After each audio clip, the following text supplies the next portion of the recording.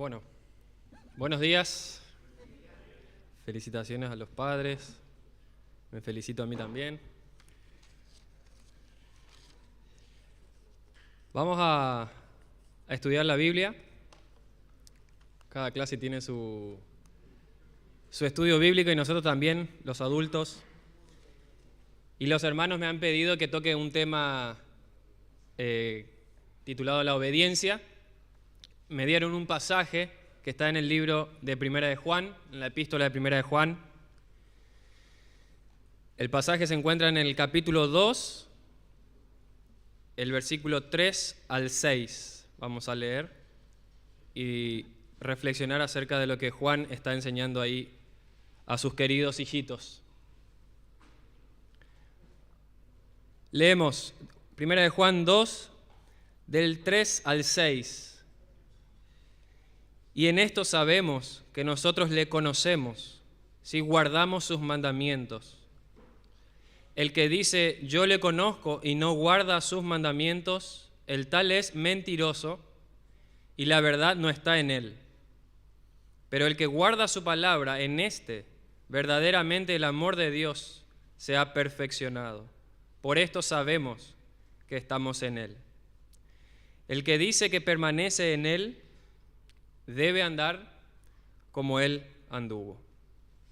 Padre, te queremos pedir, por favor, que vos nos abras los ojos, que por favor nos enseñes en esta mañana verdades de tu evangelio que son fundamentales, que como seguidores tuyos no podemos dejar de saber, de conocer, porque en algún momento de nuestras vidas quizás vengan falsas enseñanzas, conceptos equivocados acerca de lo que significa ser un seguidor verdadero.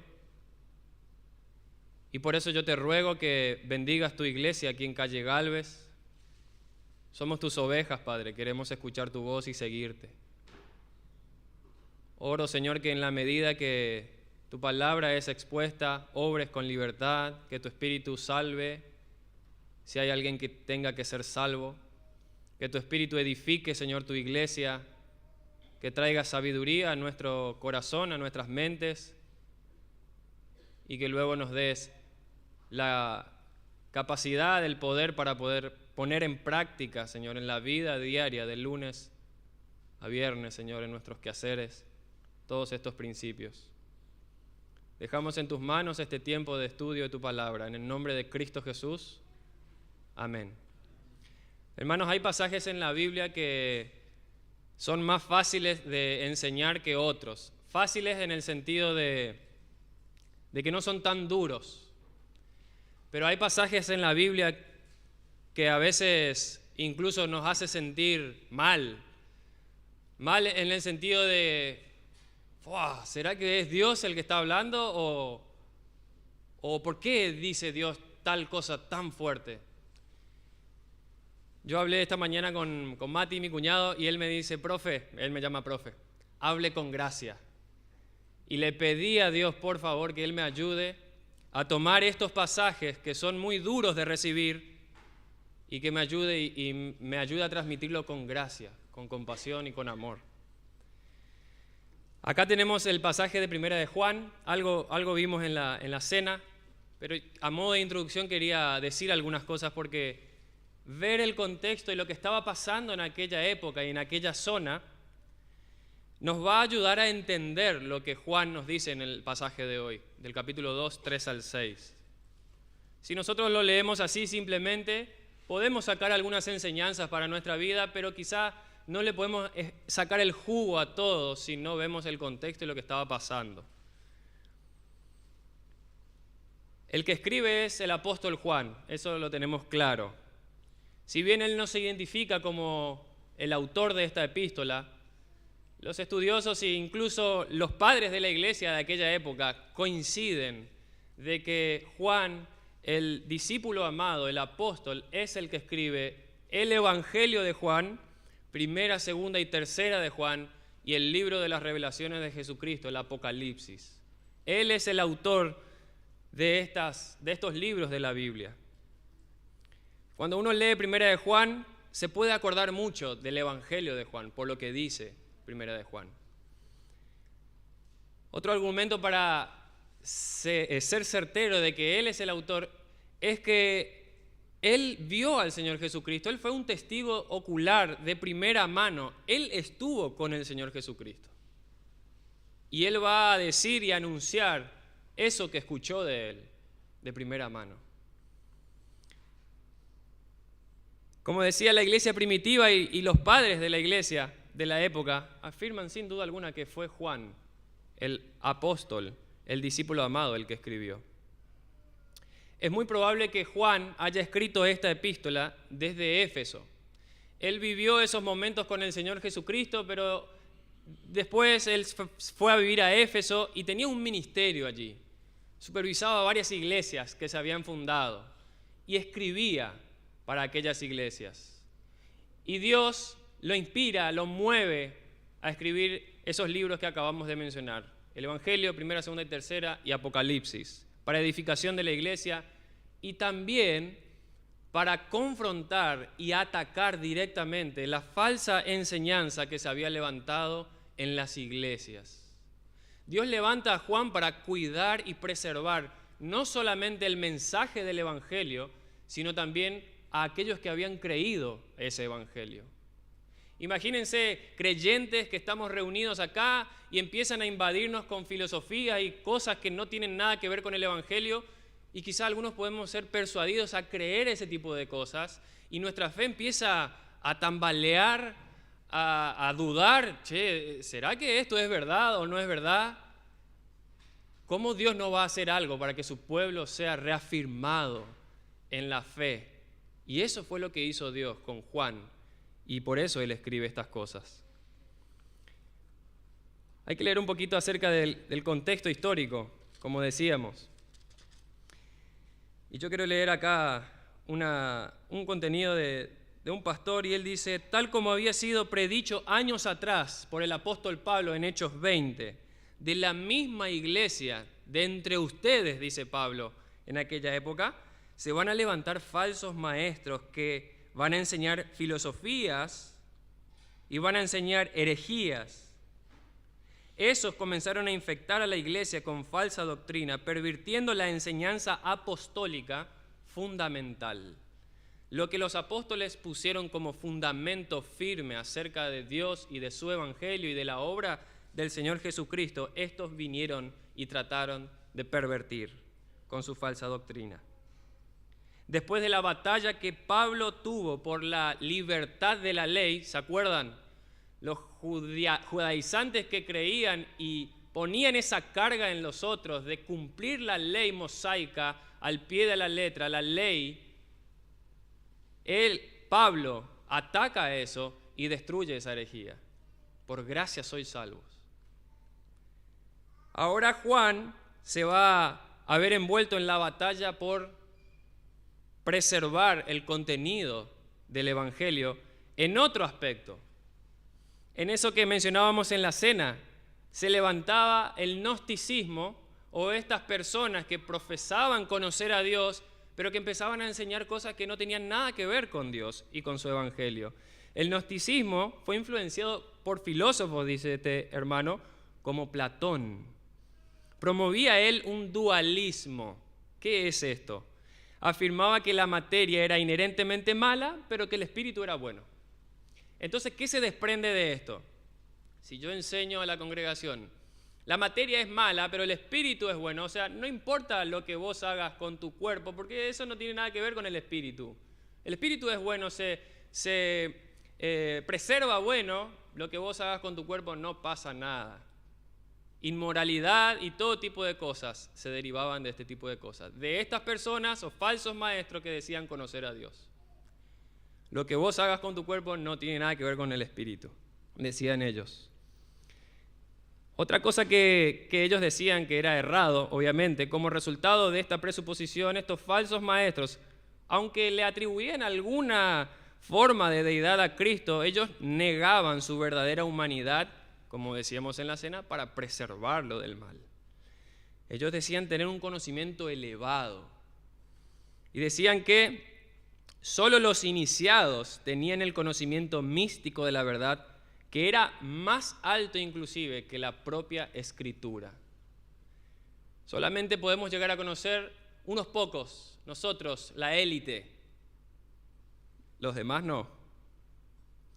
En lugar de que la Biblia, la Escritura, esté como juez y como fuente de autoridad para lo que creemos y hacemos, las filosofías que ellos proponían se ponían por sobre la Escritura y afectaban a la iglesia. La herejía de ellos incluía dos formas básicas. En primer lugar, algunos afirmaban que el cuerpo físico de Jesús no era real, sino solo parecía ser físico. Juan con fuerza afirmó la realidad física de Jesús al recordarle a sus lectores que Él era un testigo ocular. Él les dice en el capítulo 1, lo que hemos visto, lo que hemos oído, lo que hemos contemplado y palparon nuestras manos tocante al verbo de vida. La vida fue manifestada, nosotros la hemos visto, testificamos, les anunciamos. Lo que hemos visto, todo el tiempo, lo que hemos visto y oído. Nosotros, le decía Juan, hermanos, lo vimos, le tocamos, compartimos con Él. Él nos enseñó esto, este es su mensaje y nosotros queremos recordarle eso.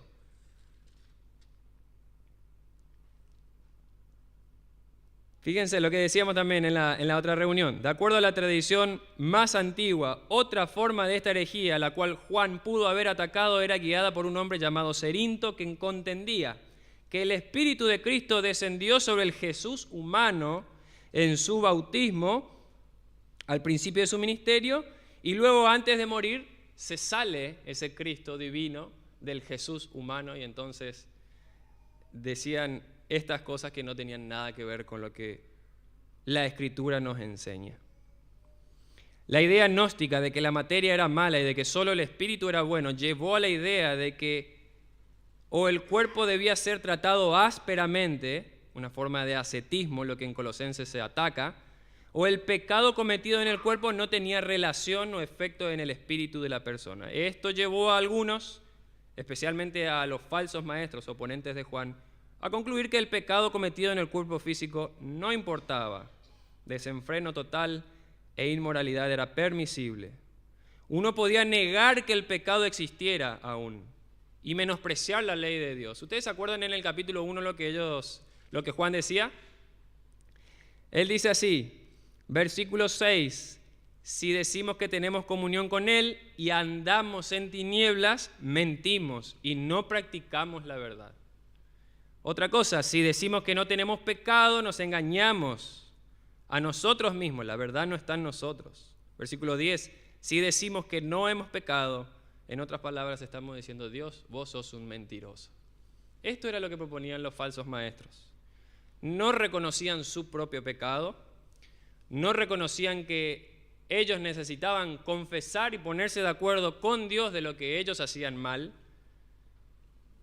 Y Juan cada vez que dice, el que dice o si decimos, implícita o explícitamente está atacando algo que esos falsos maestros estaban enseñando. Si decimos que no tenemos pecado, bueno, lo contrario, ellos decían no tenemos pecado. Bueno, nosotros, si decimos eso, le hacemos a Dios mentiroso, no importa, ellos decían no tener pecado.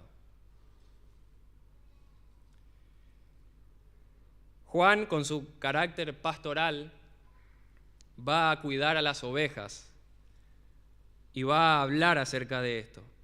Y cuando él va escribiendo estas cosas, al mismo tiempo hace dos cosas.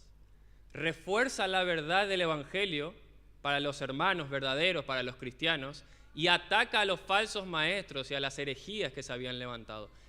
Con el mismo enunciado, con la misma carta, hace esas dos cosas.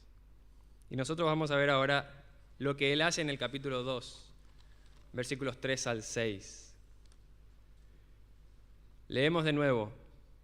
Voy a leer en esta versión que me gustó también, Nueva Biblia de las Américas.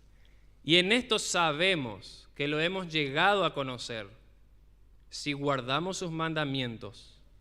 El que dice, fíjense esa frase, todo el tiempo repitiéndose, el que dice, si decimos. El que dice, yo le he llegado a conocer, como decían estos falsos maestros, pero no guarda sus mandamientos, es un mentiroso. La verdad no está en él. Pero el que guarda su palabra, en él verdaderamente se ha perfeccionado el amor de Dios. En esto sabemos que estamos en él. El que dice que permanece en él, debe andar como él anduvo. Y de este pasaje vamos a sacar algunas cosas para edificar nuestra vida y para evaluarnos, para evaluar cómo estamos nosotros en cuanto a estas cosas. Esto se escribió hace mucho tiempo atrás en un contexto específico para una cosa específica, pero porque es la palabra de Dios, tiene aplicación para nosotros hoy también. De este pasaje podemos ver verdades del Evangelio, como dijimos, y atacar las herejías que estos falsos maestros ponían o enseñaban. Primero, puede haber más que usted vea y que yo no veo, pero esto es lo que yo vi. Como cristianos o seguidores de Jesús, podemos saber objetivamente que somos salvos. No sé si te topaste alguna vez con una persona que te dice, y bueno, Dios sabrá si me dejará entrar en el cielo. Solo Dios sabe. La Escritura enseña que Dios conoce a los que son suyos, Él sabe quiénes de verdad son salvos, pero Dios, Él mismo me deja a mí saber objetivamente, o sea, concretamente, Jonathan, vos sos salvo por tal y tal cosa. Y de este pasaje podemos aprender eso, entre otras cosas. Como cristianos podemos saber objetivamente de que en realidad somos salvos. Fíjense lo que dice el pasaje. Y en esto, ¿qué cosa? Sabemos. En esto sabemos que nosotros le conocemos. Hay algo objetivo, concreto y certero. En esto sabemos que nosotros le conocemos. Después va a decir, por esto sabemos que estamos en Él. Dios nos permite a nosotros, bajo los principios de su palabra, poder saber concretamente si yo soy su hijo o no soy su hijo. Va a comentar un autor sabiamente, mientras que la seguridad subjetiva o la que no se ve de la salvación viene como resultado del testimonio interno del Espíritu Santo. El Espíritu Santo nos dice a nosotros que somos hijos de Dios, pero eso lo sé yo en mi interior. Esa es la seguridad subjetiva de la salvación. Yo estoy seguro porque el Espíritu Santo me dice a mí, si yo soy salvo, que yo soy salvo. Pero a la vez, la prueba de la obediencia a los mandamientos de Dios constituye una seguridad objetiva y concreta de que uno de verdad es salvo. La obediencia a los mandamientos de Dios es la evidencia externa y visible de la salvación. Afirma Juan en el capítulo 5 de esta epístola, el versículo 13, estas cosas les he escrito a ustedes, a vosotros, que creen en el nombre del Hijo de Dios. ¿Para qué cosa? Para que sepan que tienen vida eterna. Todo lo que yo les he escrito, esto tiene un objetivo, dice Juan, es que ustedes sepan, que conozcan objetivamente, concretamente, yo soy salvo porque estas evidencias se ven en mi vida. Y ese hecho de poder saber de que yo soy salvo, qué tranquilidad que trae al corazón. No hay peor cosa que estar inseguro de algo, y mucho más si se trata de mi salvación. Yo lo he vivido y de verdad que no la pasamos bien, los que en algún momento dudamos de nuestra salvación. En mi caso personal, la duda viene por el hecho de que en un momento de mi adolescencia yo no estaba viviendo conforme a la Escritura o conforme al Evangelio. Eso a mí me hacía dudar de que yo en realidad era salvo. Se cumple la Escritura. Cuando yo vivo obedeciendo los mandamientos de Dios, y eso me trae a mí deleite, y sus mandamientos no son una carga, como dice Juan en esta epístola, sus mandamientos no son gravosos, no son difíciles. Quiero obedecer a Dios. Cuando está eso, hermanos, eso es una señal de que yo de verdad soy salvo. Esa duda que a mí me genera, esa mala vida que yo llevaba en la adolescencia me hace correr a sacarme esa duda. Y llego a estas cosas como las que estamos leyendo hoy. Como cristianos podemos saber objetivamente, y gracias a Dios porque Él me permite saber eso. Y yo estoy tranquilo, yo no estoy inseguro, yo estoy anclado en el Evangelio. Y una de las evidencias es que con mis pecados y mis caídas, yo deseo obedecer a Dios. En cambio, estos falsos maestros no les importaba obedecer los mandamientos de Dios. Ellos hacían lo que querían y profesaban conocer a Dios. O sea, lo que ellos decían de boca para afuera lo negaban con su vida en el diario vivir. Vamos a la segunda lección para nuestra vida de este pasaje. La obediencia a los mandamientos de Dios es un distintivo, algo que marca la vida de todos los verdaderos cristianos. La obediencia a los mandamientos de Dios es un distintivo que tienen todos los verdaderos cristianos. Nuestro pasaje de hoy lo dice de tres formas. Si guardamos sus mandamientos, si decimos que permanecemos en Él, debemos andar como Él anduvo. Y luego va a decir, el que guarda su palabra. 3 veces alude Juan a la obediencia que deben tener los seguidores o los que dicen que conocen a Dios. Él dice ahí, en esto conocemos que le conocemos y guardamos sus mandamientos. El que dice, como decían aquellos, él lo está atacando, yo le conozco, pero no obedece sus mandamientos, es un mentiroso. La verdad no está en él. En otras palabras, esa persona no conoce a Dios porque no obedece a Dios.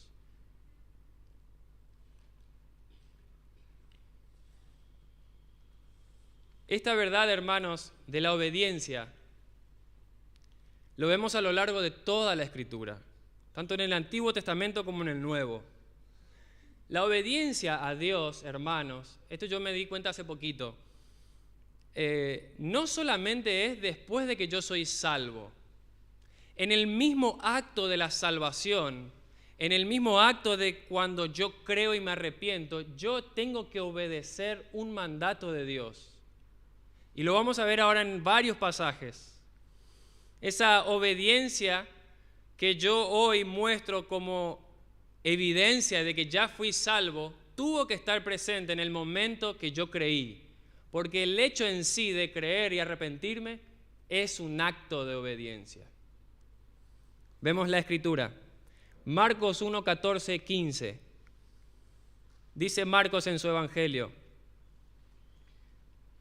No sé en qué estado estará esta agua, pero la voy a tomar.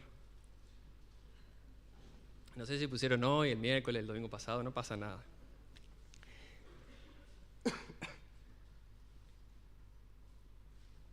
Marcos 1, 14 y 15. Después que Juan fue encarcelado, Jesús vino a Galilea predicando el evangelio del reino de Dios, diciendo, el tiempo se ha cumplido, el reino de Dios se ha acercado, arrepentíos y creed en el evangelio. Jesús no dice, si a ustedes les parece que esto es bueno y que les va a traer un beneficio, bueno, tómenlo como un consejo, arrepiéntanse. Y si quieren, también crean. Esto está en un modo imperativo. Jesús, con toda la autoridad que tenía como Dios encarnado, Él va a venir predicando el evangelio y va a decir, arrepentíos. Está en un modo imperativo. Y el verbo creed es un modo imperativo, de tal forma que los que creen y se arrepienten, ¿qué están haciendo? Están obedeciendo al mandato del evangelio. Otro versículo, Hechos 17:30. Hechos 17:30, pero Dios, habiendo pasado por alto los tiempos de esta ignorancia, ahora manda. Esa palabra es tremenda, hermanos. Ahora declara, ahora ordena. Dios, habiendo pasado por alto los tiempos de esta ignorancia, ahora manda a todos los hombres, incluidos mujeres y hombres, en todo lugar que se arrepientan. Es un mandamiento a arrepentirse, de tal forma que los que se arrepienten están obedeciendo para salvación.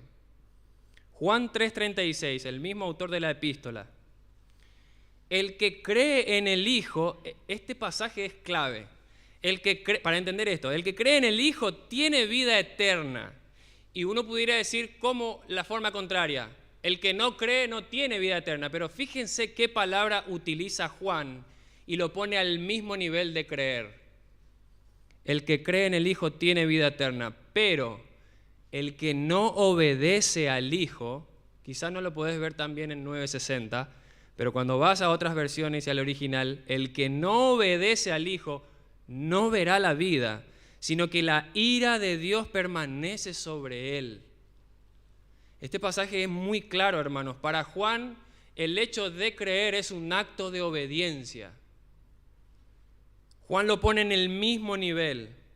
Tranquilamente él pudiera haber optado por decir, el que cree en el Hijo tiene vida eterna, pero el que no cree en el Hijo no tiene vida eterna. De hecho lo dice en Juan, en 1 Juan.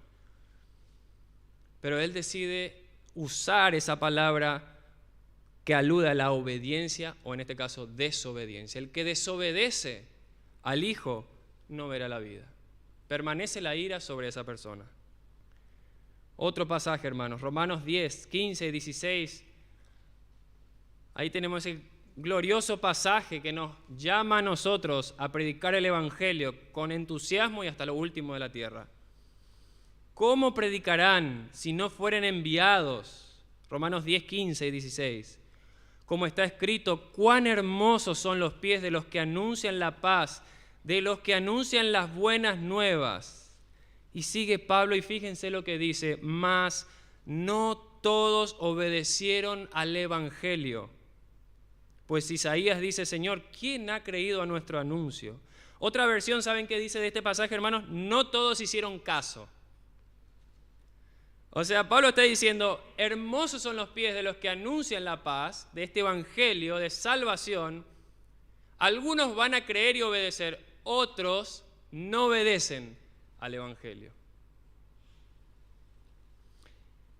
Segunda Tesalonicenses 1, 6 al 9.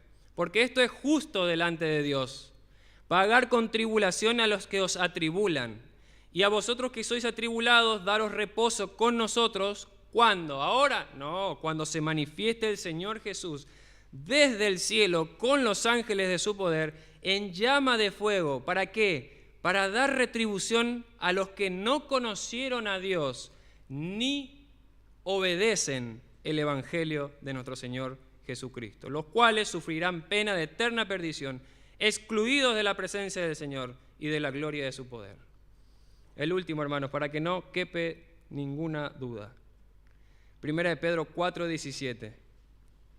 ¿Cuál será el fin de aquellos que no obedecen al Evangelio de Dios? Me comí uno más, Hebreos 5:9. Vino a ser autor de eterna salvación para todos los que obedecen.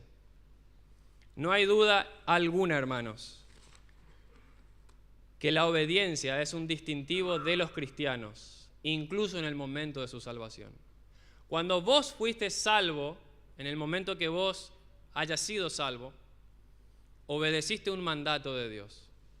Ese mandato era creer en el Evangelio y abandonar tus pecados. Arrepentite de tus pecados, abandoná, cree en el Evangelio. Es una orden de Dios que vos obedeciste. La salvación verdadera se hace evidente en la obediencia a Cristo, desde la obediencia inicial al mandato del Evangelio, hasta toda una vida de obediencia a su palabra. La obediencia, hermanos, debe caracterizar la vida de los cristianos. Y eso no caracterizaba la vida de estos falsos maestros. Ellos eran desobedientes. Incluso en el mismo acto de enseñar doctrinas falsas estaban desobedeciendo. Porque hablaban en nombre de Dios, pero no era el mensaje de Dios. Eso estaba penado por la ley. Tenían que morir. Los que hablaban en nombre de Dios y no era palabra de Dios o no se cumplía, ellos debían morir. O sea, el mismo acto de enseñar una herejía y diseminarla en la iglesia de Cristo era un acto de desobediencia. Vamos cerrando. Otra lección. Los falsos maestros que se habían levantado contra las enseñanzas centrales del Evangelio negaban abiertamente dichas verdades de ese evangelio. Fíjense en nuestro pasaje. El que dice yo le conozco y no guarda sus mandamientos es un mentiroso y la verdad no está en él. El que dice que permanece en él debe andar como él anduvo. Esta es una frase repetitiva de Juan. El que dice, si decimos, y él va a usar esto para hacer alusión o referirse a las falsas enseñanzas que habían propagado los que decían conocer a Dios y en realidad sus obras eran malas y su forma de vivir lo negaba. Los falsos maestros, por ejemplo, en todo el libro de Juan vemos estas cosas. Los falsos maestros decían tener comunión con Dios, pero andaban en tinieblas. Afirmaban estar sin pecado, pero se engañaban a sí mismos, porque no decían la verdad. Los falsos maestros descaradamente decían que no habían pecado y con esa afirmación estaban diciendo que Dios era un mentiroso. Ellos también decían conocer a Dios, pero se negaban a obedecer sus mandamientos. Además, ellos afirmaban estar en la luz, pero al aborrecer a sus hermanos y odiarlos, demostraban que en realidad vivían aún en las tinieblas, en oscuridad. De esta manera, vemos cómo Juan proclamaba la verdad a sus hijitos, con un corazón tierno y pastoral, recordándoles las cuestiones básicas y fundamentales del mensaje que habían recibido del mismo Señor Jesucristo. Pero a la vez atacaba una por una las falsas enseñanzas que estaban atentando contra la iglesia de aquella zona. Hermanos, finalmente quiero decir un par de cosas para terminar, pero mientras estábamos estudiando, yo estoy seguro que el Espíritu habrá aplicado alguna verdad a nuestros corazones. La palabra en sí misma tiene poder, no necesita ser explicada. Si yo solamente leo esto, esa palabra tiene poder para salvar y para edificar, porque es su palabra, es su poder. Pero gracias a Dios que nos permite quizás explicar y explayarnos un poquito más a partir de otros pasajes y de otras notas que hacen otros hermanos que Dios ha levantado y podemos ser edificados. Seguramente que el Espíritu obró y te mostró algo como a mí me ha mostrado. Pero yo quiero hablar ahora a aquella persona que hoy quizás nos visita por primera vez o quizás ya está hace más de 25, 30 años. Es posible que no se haya encontrado aún con el Señor. Y yo no soy quien para mirar tu corazón porque no puedo mirarlo. Y nadie de nosotros puede mirar nuestros corazones porque eso solamente lo puede hacer Dios. Pero lo que uno sí puede hacer es, con total seguridad y autoridad de la palabra, establecer cuáles son las evidencias que deben estar en la vida de una persona para considerarla salva o no. Y con esto no quiero decir que uno va a andar por la vida diciendo, este es salvo, este no es salvo, este es salvo. Eso dos de allá, no, nada, no, jamás. No. Solamente estoy diciendo que con la palabra de Dios uno puede, como decíamos al principio, saber concretamente, yo soy del Señor, por esta evidencia, por esta otra evidencia y por esta otra evidencia. Y ojalá que en su casa pueda estudiar todo el libro de 1 Juan, porque no solamente es esto. Hay un montón de otras evidencias que están en ese libro, que deben estar en nuestras vidas. Pero quiero hacer referencia a aquella persona que no se ha encontrado con el Señor Jesús. Y quiero decirte con el poder de la palabra y su autoridad que has pecado contra Dios, como yo he pecado contra Dios. Violaste su ley una y otra vez y lo seguís haciendo. Y lo sigo haciendo. Estamos hablando de que si una persona no está en Cristo, es igual a los falsos maestros que negaban todas estas cosas. Si vos negás el pecado en tu vida, te haces igual a estos falsos maestros a quien Juan, por el poder de Dios y su Espíritu, les dijo, ustedes no tienen nada que ver con Dios. Ustedes no conocen a Dios. Violaste la ley de Dios. Tenés pecado en tu vida. Tengo pecado en mi vida. Y necesito decirte con urgencia que obedezcas, en esa obediencia inicial, que obedezcas el mandato que Dios te está trayendo y recordando hoy. Ese mandato que implica arrepentirte de tus pecados, abandonarlos con determinación. Yo no quiero más esto. Voy a seguir, obedecer, amar los mandamientos de Dios. Y en segundo lugar, Dios te manda a que creas en este evangelio. Este evangelio que implica que Jesús tomó tu castigo porque te pertenecía a vos y a mí. Él no hizo nada malo. Y una persona que no hace nada malo y es inocente delante de Dios no tiene ningún motivo para morir en una cruz, salvo el amor que Él derramó sobre la humanidad. Ese amor, esa gracia, esa misericordia, esa compasión fue lo que a Él le motivó. Jesús, anda a la tierra.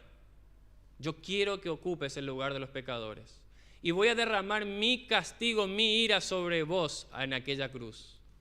Para que todas aquellas personas que creen en este evangelio puedan ser salvas de mi ira. Y Jesús murió en la cruz por tus pecados, por los míos. Y Él al tercer día resucitó y son hechos que enseña la Biblia, pero también son hechos históricos que se pueden comprobar. Esto es verdad. Jesucristo fue un personaje real. Él ocupó el lugar de la cruz en el Imperio Romano, morían los peores asesinos con una crucifixión. Y Dios lo hizo nacer con coincidencia, justo en el periodo ese. No es coincidencia. Esto estaba en el plan de Dios desde antes de la fundación del mundo y Él lo hizo llegar a su debido tiempo, en el momento justo. Si hoy hubiese nacido Jesús en nuestro tiempo, no se hubiese podido cumplir esa profecía. Porque en nuestro tiempo no es común que una persona muera en una cruz pagando por sus delitos. Esto me confirma a mí que de verdad, esto es palabra de Dios, esto es de verdad. Y si es de verdad, se va a cumplir. Y si se cumple, quiere decir que si te arrepentís de tus pecados y crees, Él te va a otorgar salvación. Él va a perdonar todos tus pecados y los va a borrar. Y te va a tratar como si fueses Jesús. Te va a otorgar sus créditos, sus méritos de obediencia y te los va a cargar a tu cuenta. Y vas a ser llamado hijo de Dios solamente si obedeces el mandato de creer y arrepentirte. Y de lo contrario, si vos decidís seguir por tu camino y no obedecer este mandato de Dios, tu Creador, la Escritura es muy clara. Y cuando Dios habla, habla en serio. Y no es mi intención ni nada asustarte, ni traerte temor, ni miedo, no. Simplemente decirte lo que enseña la Biblia. El pasaje que leíamos de Tesalonicenses. Dios va a dar el pago justo a aquellos que no conocieron a Dios y no obedecieron su evangelio. Ellos van a sufrir pena de eterna perdición y no va a haber vuelta atrás. Y toda su justicia va a caer sobre ellos. Toda su ira va a caer sobre ellos. Y van a terminar en un lugar llamado infierno. Porque eso es lo que Jesús nos enseñó. Así que yo voy a terminar orando ahora. Y le voy a pedir a Dios que haga lo que nadie ni nada humano puede hacer. Es salvar un alma. Por eso le voy a pedir a Él que lo haga, si Él quiere. Oramos. Padre, te doy gracias porque mandaste a tu Hijo Jesucristo, el ejemplo perfecto de obediencia. Él incluso dijo, si es posible, pase de mí esta copa de sufrimiento. Pero fue tan obediente a la perfección que siguió diciendo, pero no se haga mi voluntad sino la tuya. Y fue a la cruz y fue obediente hasta morir en una cruz. Gracias por ese sacrificio perfecto. Gracias porque todo lo que vos decís se cumple y nosotros estamos anclados y confiados de que lo que creemos es verdad. Es la única verdad entre tantas falsedades en este mundo. Millones y millones de religiones y filosofías y ideas acerca de lo espiritual y lo religioso, si pudiéramos decir, y tenemos la única verdad nosotros en nuestras manos. Gracias, eso es un acto de amor para con nosotros. Nos abriste los ojos, algunos desde pequeños, otros de grande, y vas a seguir abriendo los ojos para que esa única verdad que ronda este universo pueda llegar a nuestras vidas. Yo te pido, Señor, que si una persona o alguien de este salón aún no se ha encontrado con vos, que obres por tu palabra. Ella es poderosa. Que retumbe en sus oídos, que retumbe en su corazón, que esa culpabilidad la sienta, esa culpabilidad delante tuya, Señor, pero que esa culpabilidad la lleve a la cruz a buscar perdón y salvación, porque tú se lo vas a dar. Padre, te dejo en tus manos esta iglesia, nuestra iglesia. La queremos tanto y por eso queremos seguir compartiendo este evangelio en medio nuestro, pero también a los perdidos. Recordándonos a nosotros estas enseñanzas, pero también anunciando el evangelio en otras naciones. Te dejamos en tus manos todo este tiempo. Bendice, Señor, cada uno de nuestras vidas en esta semana. Oramos por los hermanos que están enfermos. Sabemos que hay varios.